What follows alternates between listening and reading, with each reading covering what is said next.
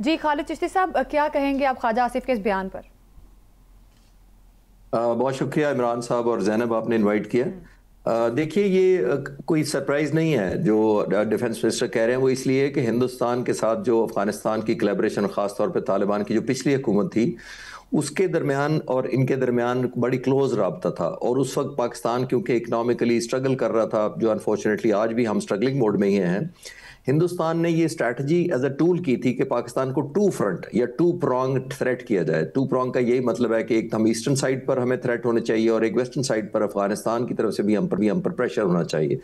ये part of the strategy या military strategy उस वक्त इन्होंने अनफोल्ड इस तरह किया था कि उसको इकोनॉमी को भी बीच में एनरोल किया था। इकोनॉमी कैसे किया था कि अशरफ गनी के ज़माने में भी इन्होंने यहाँ पे एक रोड हाईवेज डेवलप किए थे, बिजली घर लगाए थे, हॉस्पिटल और स्कूल बनाए थे।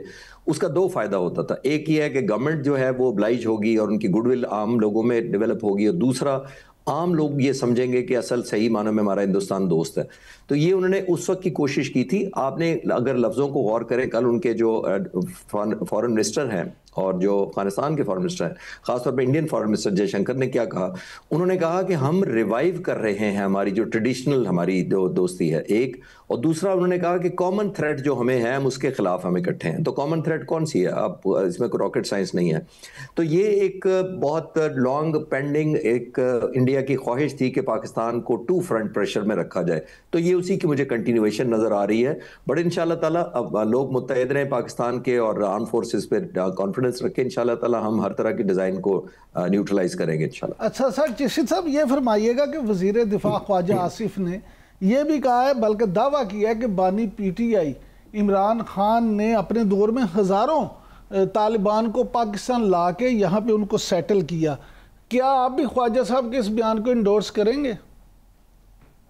ये ज़रा पॉलिटिशियन ज़्यादा बता सकेंगे, वो कि अपने आप को डिफेंड कर सके। मेरा वो एक तो डोमेन नहीं है, और उस वक्त मेरा नहीं ख्याल कि पाकिस्तान में कोई ऐसी हुकूमत इतनी स्ट्रांग आ गई है या आर्म फोर्सेस इतनी कमज़ोर हैं कि कोई थ्रस्ट कर दे और सिक्योरिटी थ्रेट बने। लेकिन बहुत सारी उसमें डिफरेंट ओपिनियंस भी आ रही हैं, तो इसलिए शायद आप बेहतर वो उस गवर्नमेंट के लोग बताएं तो ज़्यादा बेहतर होगा। मेरा दायरा बड़ा महदूद सा है, जिधर मैं थोड़ा सा अपने आप को समझता हूँ कि मुझे थोड़ा सा कॉन्फिडेंस है।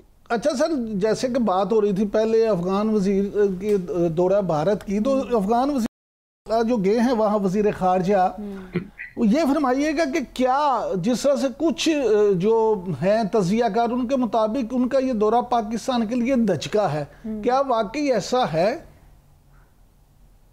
देखिए इमरान साहब, हिंदुस्तान से एक्सपेक्टेड था, ये सरप्राइज नहीं है। और एक्सपेक्टेड क्या था? इसलिए कि मई के महीने में जो हमने बिफिटिंग जवाब दिया आर्म फोर्सेस ने, ओवरऑल पाक फिजाइया ने ख़ास तौर पर समुद्रों में नहीं आए, हिंदुस्तान की बहरिया नहीं आई, ज़मीन पर उनको कोई हिम्मत नहीं हुई, कुछ हुई जहाँ पे वो सफ़ेद झंडे लहरा दिए।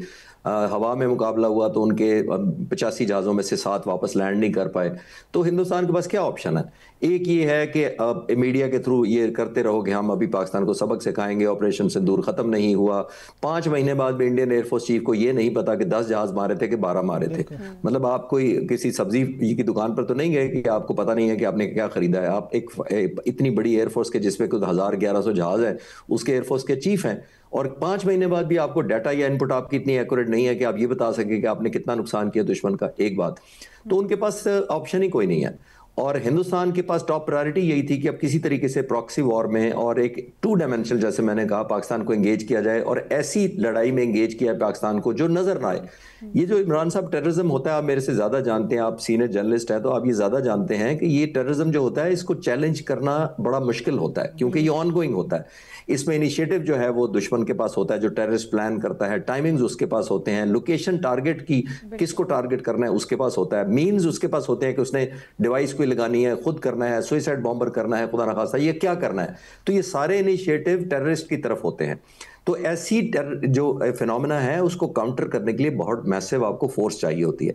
तो हिंदुस्तान ने सोचा कि बॉर्डर पर हवाओं में खास तौर पर तो मुकाबला कर नहीं सके, तो अगर पाकिस्तान को और डिफेंड करने पर डिफेंसिव करना है तो कहाँ डिफेंसिव करें? तो वो डिफेंसिव करने का उन्होंने तरीका सोचा कि हमारे पास तो इवन इमरान साहब हमारे पास तो सबूत भी मौजूद है कि भारत जो है अफगानिस्तान की सरजमीन को इस्तेमाल करता है पाकिस्तान में दहशतगर्दी फैलाने के लिए। और आपसे मैं कमेंट खालिद साहब चाहती हूँ इस चीज़ पर कि जिस तरह तरह से ये भी कहा जा रहा है कि अपीजमेंट ऑफ टेररिज्म कबूल नहीं किया जाएगा, बातचीत वाहिद हल नहीं है, तो क्या समझते हैं अगर बातचीत के जरिए भी हल नहीं निकाला जाएगा तो क्या सिक्योरिटी ऑपरेशन अब समझते हैं एक वाहिद हल है और खित्ते में दहशतगर्दी को खत्म कर सकते हैं?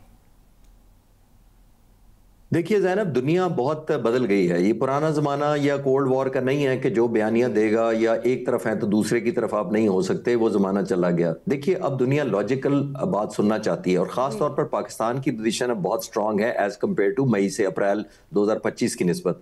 क्यों? क्योंकि हमने साबित किया है कि हम एक रिस्पॉन्सिबल कौम है। हमने उतना ही जवाब दिया जितना हमें देना चाहिए था, हमने कीमत उतनी ही चुकाई जो हिंदुस्तान को कुछ साल याद रहे। तो ये सारा करने के बाद दुनिया हमें देखती है कि हम एक जिम्मेदार स्टेट है। न्यूक्लियर होने के बावजूद हमने न्यूक्लियर की एक दफा भी थ्रेट नहीं की, तो कन्वेंशनल प्लेटफॉर्म को ही रखा।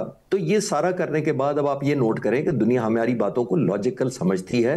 इवन पहलगाम का अगर आपको रिफ्रेश आप कर दें तो हमने बड़ी ऑफर्स की कि हम सेटलमेंट करते हैं, हम नेगोशिएशन करते हैं, हम इंक्वायरी करा लेते हैं, लेकिन नहीं हिंदुस्तान माना। अब हम तालिबान हुकूमत से रिक्वेस्ट करते रहे, तालिबान हुकूमत से रिक्वेस्ट करते रहे कि अपनी ज़मीन को ना इस्तेमाल करें दहशतगर्दी। जो चिश्ती साहब आप बार बार जिक्र कर रहे हैं कि मई अप्रैल के बाद अल्लाह ताला ने पाकिस्तान को जिस इज्जत से नवाजा है और दुनिया में अब जिस इज्जत से देखा जा रहा है, इसी तनाज़ुर में आपसे ये जानना चाहूँगा कि आप क्योंकि खुद माशाल्लाह से एयर कमोडोर भी रहे हैं, प्रेसिडेंट ट्रंप ने एक दफ़ा फिर जिक्र किया कल के जी पाकिस्तान ने इंडिया के त्यारे गिराए और अब इंडिया दोबारा राफेल लेने जा रहा है और हमें धमकियां भी दे रहा है। तो आप क्या समझते हैं कि माशाल्लाह से पाकिस्तान के पास जो टेक्नोलॉजी है और जिस तरह से अब हौसले भी बुलंद हैं, तो अगर इंडिया कोई ऐसी सूरत दोबारा करता है मिस एडवेंचर, तो फिर आप क्या समझते हैं उनको कैसा जवाब मिलेगा? इमरान साहब, ये बड़ा अच्छा सवाल है और ये ज़हन में रखिएगा कि जब भी कोई दुश्मन या कोई भी दो फोर्सेस मुकाबला करती हैं, पाकिस्तान हो या इंडिया, उसमें मुकाबला या जंग शुरू करने के लिए दो रिक्वायरमेंट होती हैं। एक होती है आपकी सलाहियत या कैपेबिलिटी और दूसरी होती है will to fight. Will to fight most important होती है। एक चीज हमें याद रखनी चाहिए और मैं अर्ज करता चलूं आपके व्यूअर्स के लिए कि अगर आप में कमजोरी हो तो विल टू फाइट उसको कवर कर लेती है, या अगर कमजोर हो आप दुश्मन से, लेकिन आप मजबूत जितने मर्जी हो और अगर आपकी विल टू फाइट ना हो तो वो कंपनसेट आपकी कैपेबिलिटी को नहीं कर सकती। किसी और कैपेबिलिटी आपकी विल टू फाइट को कवर नहीं करती। हिंदुस्तान का क्या था, कैपेबिलिटी हमसे कहीं ज्यादा थी, विल टू फाइट मिसिंग थी। और ये मैं बताता चलूं कि हमने जो आप तैयारी का पूछ रहे हैं, पाक फिजाइया पिछले 3 सालों से राफेल के खिलाफ टैक्टिक्स की प्रैक्टिस कर रही थी। ये तो नहीं हुआ कि उस दिन जहाज हवा में गए, उन्होंने बटन दबाया और वो जहाज 4 गिर गए, 7 में से 4। सबसे चैलेंजिंग और सबसे मुश्किल इस वक्त अगर दुनिया में कोई जहाज तबाह करना है इस वक्त, मैं अगर अक्रॉस द ग्लोब भी देखूं तो राफेल उनमें से टॉप पर है। यानी जिसको मारना मुश्किल होता है, हमने 1 नहीं मारा, 2 नहीं मारा, 4 मारे, तो ऐसे ही हो जाता है। ये पीस टाइम में आपको ट्रेनिंग करनी पड़ती है, आपकी लीडरशिप को एम्फेसिस देना पड़ता है कि अगर ये मौका आया तो हमने राफेल करना है, जो हिंदुस्तान का प्राइड था। अल्हम्दुलिल्लाह किया। 19 न्यू इंडक्शंस हुई थी पिछले 3-4 साल में तकरीबन। प्रेसिडेंट मौजूदा सरबराह एयरफोर्स चीफ के 19 नई इंडक्शन थी। JTNC एक था, साइबर कमांड दूसरी थी, HQ-9B surface to air missile तीसरा था, तो मैं नाम लेता जाऊंगा। इस वक्त भी दर्जनों जो है अपग्रेडेशन, मॉडर्नाइजेशन, ट्रांसफॉर्मेशन पाक फिजाइया कर रही है।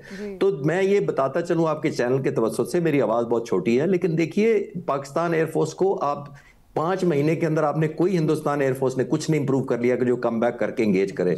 और पाकिस्तान एयरफोर्स, मैं ये अश्योर कर सकता हूं, मैं इस वॉर के बाद भी गया हूं एयर हेडक्वार्टर और ऑपरेशंस रूम में, वो वीडियोस देख कर आया हूं जो हमारे जहाज़ों ने मारे हैं।